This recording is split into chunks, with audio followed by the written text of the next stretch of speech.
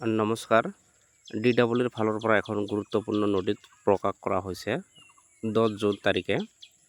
আপোনালোকে স্ক্ৰীনত দেখাই পাইছে, এইটো ডাইৰেক্টৰ অফ এলিমেণ্টাৰী এডুকেশ্যনৰ ফালৰ পৰা সকলো ডিষ্ট্ৰিক্টৰ BO ছাৰলৈ ডিষ্ট্ৰিক্ট এলিমেণ্টাৰী এডুকেশ্যন অফিচাৰলৈ প্ৰেৰণ কৰা হৈছে।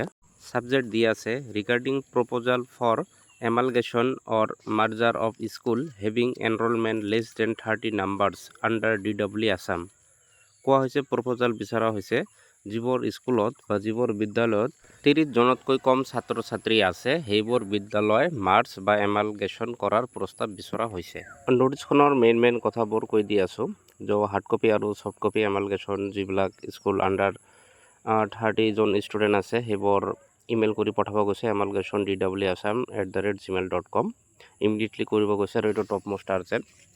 তো কিছুমান ক্ৰাইটেৰিয়া দিছে সেইবোৰ ক্ৰাইটেৰিয়াৰ হিচাপতহে এমালগেশ্যন কৰিব পাৰিব। যেনেকৈ 1 নম্বৰত দিয়া আছে examine the status of each school incorporating the Shiksha Setu portal such as enrolment infrastructure distance et cetera.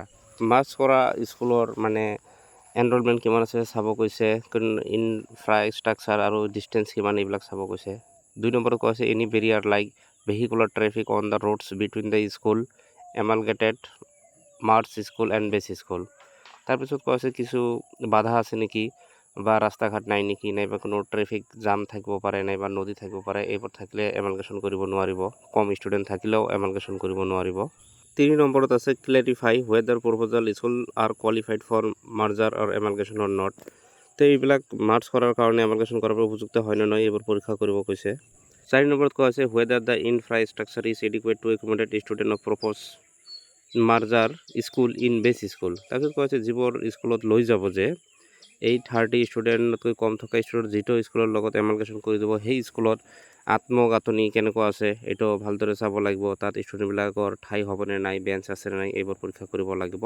আৰু লাষ্টত 5 নম্বৰ হ'ল justification to be furnished by stating that the information on particulars in respect of the report of amalgamated school are furnished after thorough and proper verification of record for all parameters school as accessibility, physical barrier, infrastructure, etc. If any misinformation is detected, I will be held personally responsible for that. এইটো এটা main কথা। ইয়াত কোৱা হৈছে স্কুলৰ ডাটাবিলাক যাতে শুদ্ধ হয় আৰু মাৰ্জ কৰা স্কুলটো যোগ্য হয় নে নাই মাৰ্জ কৰাৰ বাবে এইটো চাব লাগিব।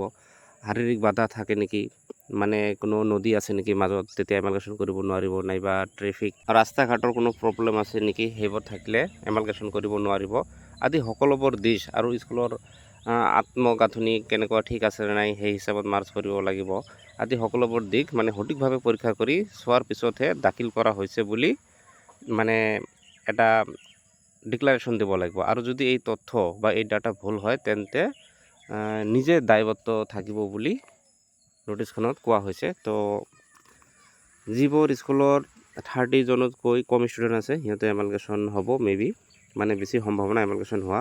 কিন্তু যদি কোনো বাধা থাকে শাৰীৰিক বাধা যেনেকুৱা ৰাস্তা নাই, নদী আছে, তেতিয়াহ'লে 30তকৈ কম ষ্টুডেণ্ট থাকিলেও এমালগেশ্যন নহ'ব।